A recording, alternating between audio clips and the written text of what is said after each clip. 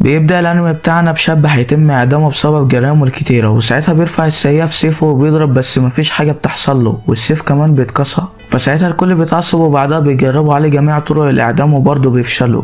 وبعدها بنشوفهم عايزين يعدموه ليه. بنعرف ان هو كان شغال قاتل مع اشهر القتلة في بلدهم، وكان بيقتل الناس من غير اي رحمة. وساعتها الرئيس بيجوزه بنته عشان هو هيعرف يحميها، وكان بيحبها جدا وكان عايش معاها بسعادة. وكان بيرجع كل يوم البيت وهو متغطي بدم الجثث اللي قتلها، ومراته بتكون زعلانة عليه وعلى حاله، وبيكون هو حاسس بيها وبياخد قرار ان هو هيعيش حياة طبيعية وهيبطل كل اللي هو بيعمله. وفعلا بيروح لرئيسه وبيقول له خلاص انا مش عايز اكون قاتل تاني. فبيتضايق منه رئيسه وبيسلمه للحكومة وبيشيله كل الجرائم. وبعدها بنشوفه بتكون في بنت قاعدة قدامه بتستجوبه وبتسأله عن عيلته، فبيقول لها الرئيس بتاعي هو اللي قتلهم وانا صغير وما عمليش حاجة وخدني معاه ورباني، وهو كمان اللي سلمني للحكومة، بس بعد كل ده انا مش عايز اقتله او اعمل له اي حاجة. فبتقول له ازاي ده انت قتلت اكتر من 20 جندي لما قبض عليك، فمعنى كده ان في حاجة انت عايز تعيش عشانها، وكل مرة بيحاولوا يعدموك فيها بتقاوم. فيا ترى ايه الحاجة اللي انت عايش عشانها دي؟ وبنعرف ان اسمه هو جابيمارو، وساعتها بيفتكر مراته وان هو عايز يشوفها ويرجع يعيش معاها في سلام. فبتسكت البنت واللي بتكون شكلها عرفت كل حاجة، وبعدها بياخدوه الجنود وبيقولوا له ان دي اخر مرة هيتم اعدامه فيها لان هو هيموت المرة دي.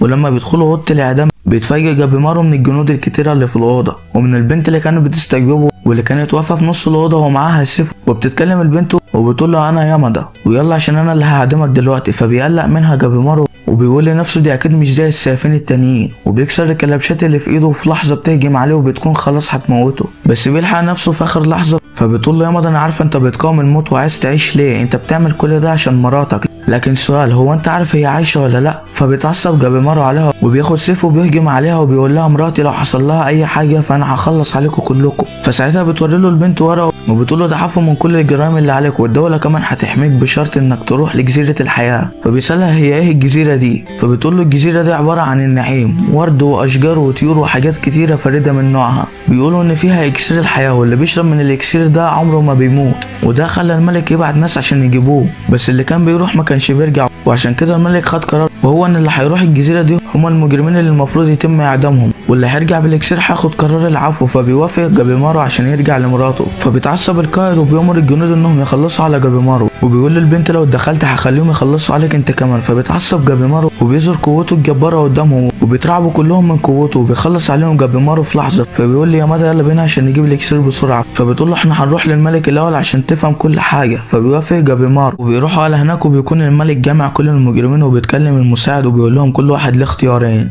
اول اختيار ان هو يروح الجزيره، وتاني اختيار ان هو يتم اعدامه، واللي هيروح الجزيره ويجيب الاكسير هياخد اعفاء من كل جرائمه. فبيكون في مجرمين رافضين انهم يروحوا الجزيره وبيقوم واحد من المجرمين عشان يمشي، بس واحد من السيافين بيقطع راسه وبيقول لهم ان ده اللي هيحصل في اللي مش هيروح الجزيره. فبيخافوا كلهم وبيوافقوا انهم يروحوا الجزيره. فبيقول لهم المساعد انتوا عددكم كبير على السفن الموجوده ولازم نقلل عددكم. فساعتها المجرم ده بيخلص على مجرم تاني جنبه بعد ما سمع كلام المساعد واللي ما اتكلمش بعد اللي حصل، فبيفهم انهم لازم يخلصوا على بعض.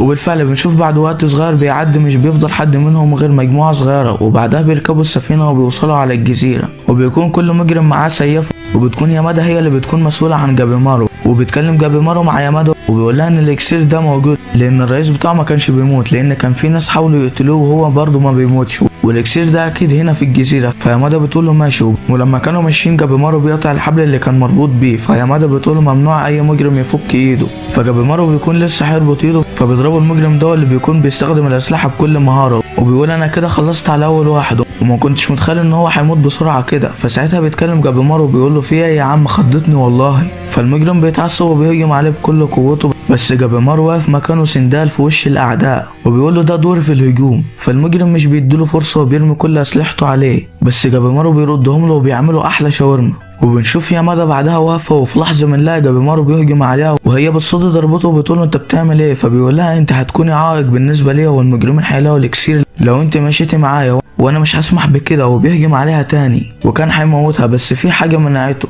ويامادا كمان بتحاول توقفه بس ما بتكونش عارفه تعمل حاجه. وساعتها جابيمارو بيكسر سيفها وبيجهز عشان يموتها بس في حاجه منعاه، وبتخيل مراته مسكاه وبتقوله ما تموتش حد تاني. وبيكون جابيمارو بيعيط وبيكون في صراع نفسي وبيقول ازاي بعد كل الناس اللي موتهم مش عارفه اموتك. فيامادا بتحس بقدر المعاناه اللي هو حاسس بيها وبتقوله انت انسان طيب، والدليل على كده هو انك حاسس بالذنب من اللي انت عملته، وانا حاسه بيك ومسامحاك وهساعدك عشان ترجع لمراتك. وبعدها بنشوف واحد من المجرمين واللي بيحس ان في حشره قرصته فبيقطع ايده مكان قرصه الحشره، فالسياف اللي معاه بيصدمه وبيقول له انت عملت كده ليه؟ فبيقول له دي مش حشره عاديه، وبيوري له ايده وبنشوف انها اتحولت لورد. وبعدها بنروح لجابيمارو واللي بيكون فيه كائن غريب براس سمكه واقف قدامه، فبيهجم عليهم الوحش وبيتفادوا الضربه. وبعدها جابيمارو بيهجم عليه وبيضربه بس الوحش مش بيتاثر وبيمسكه وبيهبده في الارض. وجابيمارو بيفكر يهرب بس بيلاقي وحوش كتير بتحوطهم من كل مكان وبيقول كده انا لازم اخلص عليكم، وبيجمع كل قوته وبيهجم عليهم بقوته الناريه المتفجره. وبالفعل بيخلص عليهم وبيكون في واحد هيخلص عليهم بس بيجي واحد من السيافين وبيخلص عليه،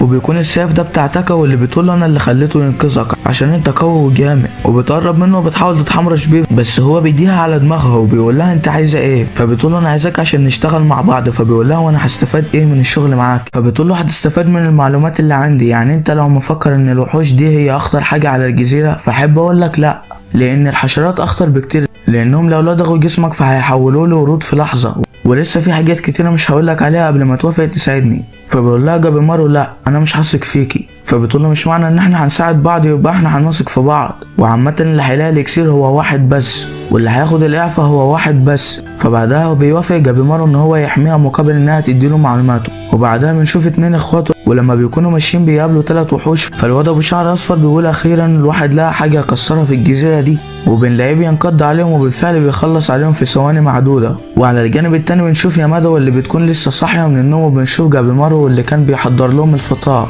فبتقول له يامادا بتعرف تطبخ ولا هنموت كلنا؟ فبيقول لهم انا متعود اطبخ لنفس الاكلات النباتيه وكنت بستكشف الجزيره من شويه وانا بجمع مكونات الاكل ده وشفت نباتات على شكل بني ادمين، واعتقد كده ان كل النباتات دي مصنوعه من جثث البني ادمين اللي كانوا على الجزيره. وفي حاجه كمان وهي ان كل الوحوش اللي قتلناها كانت من غير اعضاء ودي حاجه مش طبيعيه. وساعتها بيقول لهم جابيمارو انا كده بقيت متاكد ان الاكسير فعلا موجود على الجزيره دي. وبعدها بنشوف واحد من السيافين واقف مع يامادا وبيتكلم معاهم، وملخص الكلام ان هو كان عايز يامادا ترجع على المدينه عشان الجزيره بقت خطيره عليها وان هو هيراقب جابيمارو مكانها. فيامادا مش بتوافق تسيب المهمه وبتقوله مش عشان انا بنت يبقى انتوا تخافوا عليا. فبقول لها لا لازم نخاف عليك لان البنت عمرها ما كانت للمهمات الصعبه، البنت مكانها هو بيتها. فبتزعل يامادا وبتروح لجابيمارو وبتعرفه ان هي خلاص هتمشي وزميلها هو اللي هيراقبه. فبيقول لها جابيمارو شكرا لانك ساعدتيني، وفي حاجه كمان انت قويه وكمان شجاعه وانا مش عايزك تتاثري باللي بيقوله لك الناس، انت لازم تعملي اللي انت عايزاه من غير ما تخافي من حد.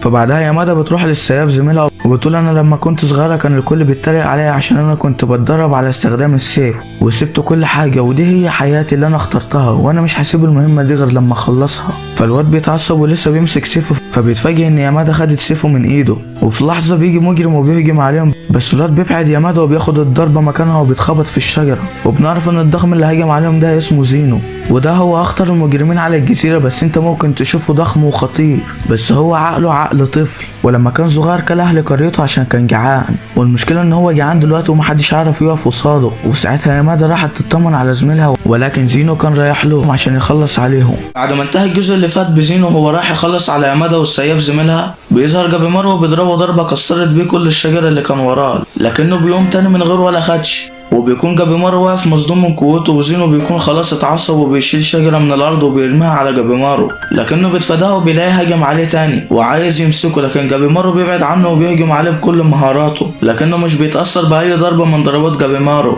وبعدها بنشوف يامادا وهي عند زميلها وبتحاول إنها تعالجه، لكنها بتفشل وزميلها بيقول لها خلاص أنا حاسس إن أنا هموت، بس قبل ما أموت أنا عايز أعتذر لك عشان قللت من قوتك، وإن أنا كنت عايزك تمشي من الجزيرة دي عشان كنت خايف عليك، لكن أنت قوية وأنا عايز أقولك على حاجة، خد السيف ده أنت تستحقيه، وعايزك كمان تخلص المهمة بتاعتك. فبتاخد السيف منه وهي حزينة وبتقوله ان هي هتنتقم لموته، وبعدها بنرجع لجابيمارو اللي بيكون مش عارف يعمل حاجة مع زينو، لكنه بيتفاجئ بصبع زينو اتقطع وبيتصدم لما بيعرف ان يامادا هي اللي عملت كده، وبيقول لها انت عملت كده ازاي؟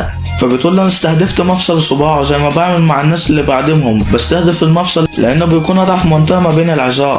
وبعدها بيتفقوا ان جابيمارو يخليه يقع على الارض عشان يامادا تقطع له رقبته، وبعدها بيهجم عليه لكن جابيمارو بيصد ضربته، وبعدها بيهجم عليه الوحش تاني لكن جابيمارو ما بيكونش قادر يحرك رجله، وساعتها يامادا بتقرر تهجم عليه لكنه ما بيحصلوش حاجه، وساعتها بيتعصب زينو جامد وبيمسك جابيمارو وبيزرعه في الارض بكل قوته، وجابيمارو لما بيحاول يقوم ما بيكونش قادر والدم بيخرج من كل حته في وشه، وساعتها زينو كان هيخلص عليه لولا تدخل يامادا، وبتصد ضربه زينو بكل عظمه وبتهجم عليه بسرعه جباره وهو مش قادر عليها، وبتوقعه في الارض وبتكون هتخلص عليه، وساعتها بيقع زينو في الارض وبتكون هتخلص عليه لكنه بينط من مكانه وبيبعد عنها، وساعتها جابيمارو بيقول لها انا عارف انا هخليه يقع على الارض ازاي، وساعتها بيفعل قوته الناريه وبيهجم عليه بيها، وزينو بيصد الهجمات دي والنار بدأت في الانتشار في كل مكان، ودي هي خطة جابيمارو، وهي انه هيحرق المكان عشان زينو يتخنق ويقع على الارض بسبب الدخان، وفعلا بتنجح خطته، وساعتها يامادا بتروح عنده وهوبا طريق السلام انت، وبعدها جابيمارو بيقول لي يامادا يلا نمشي من هنا بدل ما نتخنق احنا كمان، وساعتها بيطلعوا يجروا لحد ما بيوصلوا لاصحابهم واللي بيلاقوهم باصين على حاجه، ولما بيشوفوا هما بيبصوا عليه بيلاقوا قريه متدمره وكانوا حاسين ان في حد عايش هنا. على الجانب التاني بنشوف الاتنين الاخوات دول واللي بيكونوا نازلين دعك في الوحوش، وساعتها بيسمعوا صوت ولما بيمشوا ورا الصوت بيشوفوا بنتين حلوين، ولما البنتين بياخدوا بالهم ان هما موجودين بيقولوا لهم ان دي اول مره بشر يوصل لحد المكان ده، انتوا خلاص هتموتوا. فالواد ده بيبص لهم وهو متعصب وبيقول لهم طالما انتوا مش بشر يبقى انتوا ايه؟ فبيقولوا له احنا من التنسي، وساعتها واحده منهم جسمها بيتحول لجسم راجل، وباين كده ان في معركه كبيره جدا هتقوم ما بينهم، ونروح بعدها لجابيمارو واللي بيكون حاسس ان في حد بيراقبه، ولما بيبص وراه بيشوف بنت، وساعتها البنت بتهرب لما بيشوفها جابيمارو، بس جابيمارو بيجري وراها، وساعتها بيقابلوا الوحش ده بس جابيمارو بيسيبه لزمايله عشان يخلصوا عليه لحد ما يشوف مين البنت دي، ولما بيوصل عندها بتمسك ايده وبترميه على الارض فبتصدم جابيمارو من قوه البنت دي، وبعدها بتيجي يامادا وبتقول لها ما تخافيش مننا احنا عايزين نسالك على شويه حاجات، وساعتها البنت بتقف ولما بتقرب منها يامادا بتلف لها البنت وبتضربها،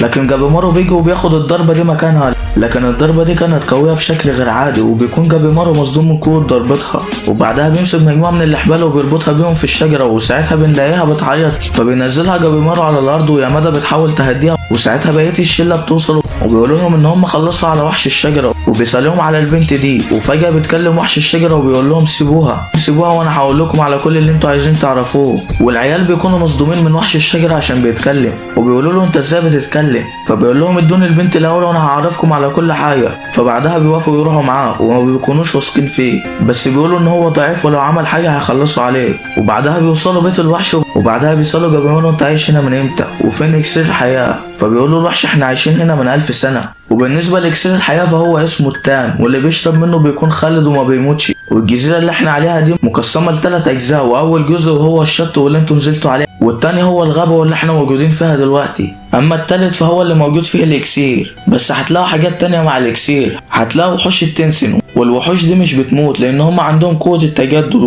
وقوتهم القتاليه جباره، واي حد بيقابله بيفضلوا يضربوا فيه ومفيش حد يقدر يقف قصادهم، واللي بيخلصوا عليه بيرموه في حفره عميقه عشان يتحول لورود، وده هو اللي حصل للاخين، وجابيمارو بيكون متحمس من بعد ما سمع الكلام ده، وبعدها بيروح جابيمارو الحمام عشان ينظف جروحه، وساعتها بيلاقوا البنت هناك وبتكون مش عارفه تعمل حاجه لوحدها، فيامادا بتروح تساعدها ولما بتروح لها بتشوف ان في ندبه كبيره على جسمها خايفه ان حد يشوفها، فيامادا بتساعدها وبتروق عليها، وجابيمارو بيكون واقف وشايف الندبه اللي على جسمها وخايفه ان حد يشوفها، وساعتها بيفتكر مراته واللي كان عندها ندبه كبيره جدا على وشها وكانت بتخبيها بشعرها لكنها بتكون لسه باينه، وكل ما بيبص في عينها بتتحرك منه عشان الندبه بتاعتها، لكن جابيمارو بيقول لها ما تحطيش شعرك على وشك تاني، انا بحبك زي ما انت والندبه دي شيء لا يقلل من جمالك، فانت من احبها قلبي وعشقتها عيناه، فبتتاثر من كلامه وبتكون فرحانه، وبعدها بيبص للبنت وبيقول لها انا مش عايزك تخاف ان حد يشوف الندبه بتاعتك، وبيقول لها ان مراته كان عندها ندبه كبيره في وشها بس هو كان بيحبها جدا وانه ملقاش واحده في جمالها في العالم ده، ويامادا والبنت بيكونوا متاثرين من كلامه، وبعدها بنشوف 2 بيحاولوا يهربوا من الجزيره بالقارب اللي معاهم ده، والواد ده بيقول للبنت اللي معاه انا مش هسيبك تموت على الجزيره دي عشان انت لسه صغيره، احنا هنرجع للمدينة ولما نرجع هخليهم يعفوا عنك. والبنت بتكون فرحانة ومتأثرة من كلامه. وساعتها بيلاقوا سفينة كبيرة قدامهم فبيكونوا فرحانين وبيقولوا ان هم هيروحوا بيها بدل القارب الصغير اللي معاهم.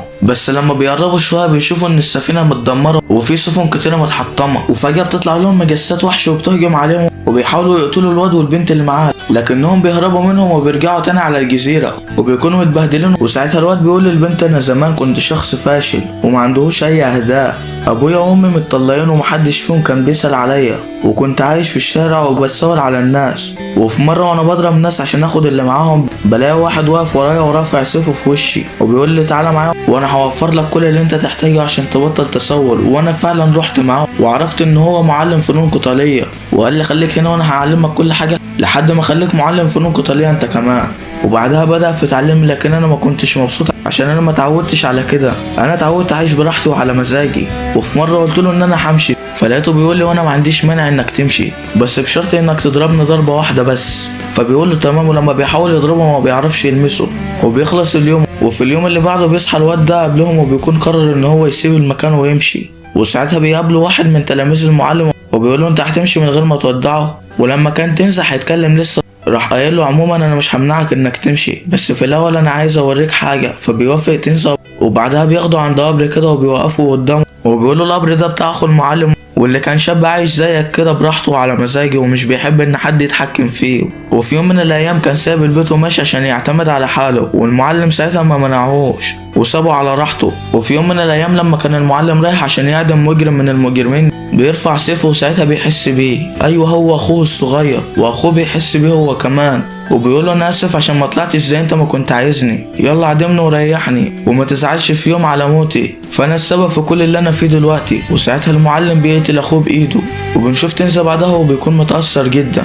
وساعتها بيصحى المعلم وبيروح قاعة التدريب وبيشوف تنزا هناك. وساعتها تنزا بيقول له انا هفضل قاعد هنا معاك وانت هتعلمنا كل اللي انت تعرفه. فبيفرح المعلم من كلامه. وبس كده ده كل اللي حصل لحد ما بقيت سياف، والبنت بتكون متأثرة من قصته. وفجأة بنلاقي واحد نزل عندهم فبيقولوا له انت مين؟ فبيقول لهم جيت عشان ارحب بكم واخلص عليكم. فالعيال بيهربوا من قدامه بس بيلاقوه ظهر فجأة قدامهم وبيضرب تنزا ضربة قوية جدا وتنزا خلاص ما بيكونش قادر يتحرك. ولما البنت بتحاول تروح له الوحش بيهجم عليها لكنها بتتفادى الهجوم بسهولة وبتروح لتنزا. ولما الوحش بيروح لهم تنزا بيشق راسه وبعدها تنزا بيهجم عليه تاني وبيشرحه وبعدها بيهربوا من المكان لكن الوحش وراهم لكن فجأة بيلاقوا سيف قطع راسه وبيكون المعلم هو اللي عمل كده. وبعدها بيهربوا من المكان وبيوصلوا المكان بعيد عن الوحش وتنزا بيكون فرحان عشان معلمه هنا.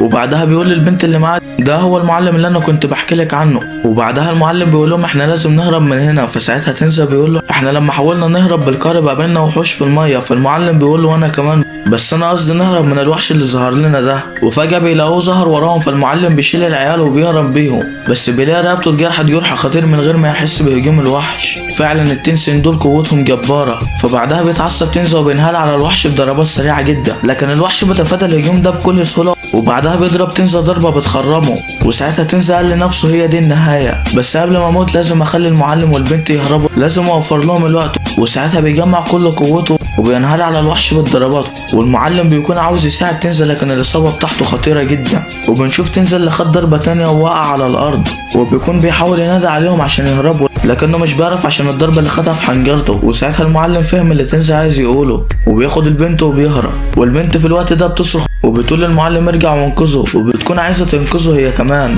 بس تنزا خلاص مات. وبعدها البنت بتبص للمعلم بكل غضب وبتقول له انت هربت ليه وسبته يموت، هو مش ده تلميذك؟ فساعتها بيعيط المعلم وبيقول لها تنزا هو اللي كان عايز كده، هو ضحى بحياته عشان نعيش احنا، وتنزا ده كان بالنسبه لي اكتر من تلميذ، ده كان اخ ليا وانا مش هرجع المدينه غير لما اجيب حقه. وكان في قمه الحزن. وقبل ما نكمل ما تنساش تحط لايك للفيديو وتشترك في القناه. نروح بعدها لجابيمارو اللي كان قاعد مع اصحابه وكان عايز يستكشف الغابه وبقيه الجزيره بس اصحابه خايفين يمشوا في الجزيره ولما بيناموا بيسيبهم وبيمشوا وبيكون رايح للجزء الثالث من الجزيره واللي بيكون موجود فيه التان. وساعتها بيوصل لمكان مليان ضباب وما بيكونش شاف حاجه وساعتها بيعرف ان هو وصل خلاص وبيكون سامع اصوات غريبه وبتكون الاشجار هي اللي عامله الاصوات دي. وبعدها جابيمارو بيكمل في طريقه، وساعتها بيشوف سور عملاق وليه بوابة كبيرة، فبيروح جابيمارو وبيخبط على الباب، وساعتها بيظهر له وحش التنسن وبيقول له بقول لك يا ابو الصحاب، انا لسه قاتل واحد منكم من شويه، وانا مش عايز اقتلك عشان انا عايز النبطشيه بتاعتي دي تعدي على خير. فبيقول له جابيمارو انت عبيط يابا، بقول لك ايه انا عايز التان هاتولي وانا هسيبك وامشي. فالواد بيقول له كده الكلام اختلف، انت طالما عرفت التان يبقى انت لازم تموت. وساعتها بيهجم عليه بس مارو بيصد الهجوم بتاعه وبيديله ضربه بتكسر له راسه، وساعتها الوحش بيعالج نفسه وبيهجم عليه تاني، وجابيمارو بيتفادى هجومه ببراعه، وساعتها بيضربه ضربه بتجيب له ارتجاج في المخ، وبيديله كمان ضربه لهب بتحرقه، وبيكون جابيمارو مفكر ان هو خلاص انتصر عليه، لكنه بيتفاجئ بالوحش بيهجم عليه وبيكسره، بس جابيمارو بيقول له هو ده اخرك؟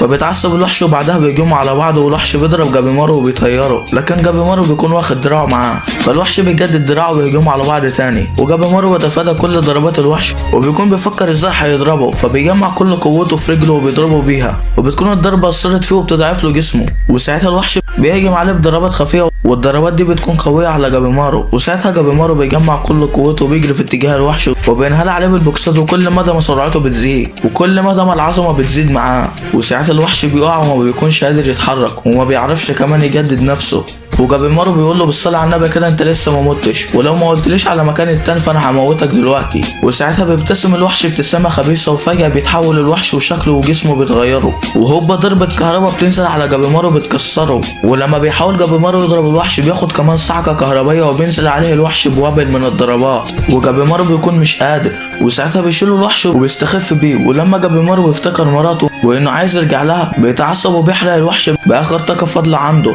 وبيقع جابيمارو على الارض من غير حركه، والوحش كان عايز يخلص على جابيمارو، بس في الوقت ده بتيجي البنت دي وبتعمل درع بقوتها وبيضربهم الوحش وبيطيرهم بعيد. وبكده بيكون انتهى الجزء ده. يا ترى جابيمارو والبنت اللي معاه عايشين ولا لا؟ وجابيمارو هيعرف يرجع لمراته ولا خلاص كده هي دي نهايته؟ كل ده هنعرفه في الاجزاء اللي جايه، وما تنساش انك تحط لايك وتشترك في القناه يا زميلي، وما تنساش الصلاه على سيدنا محمد عليه افضل الصلاه والسلام، ويلا سلام سلام.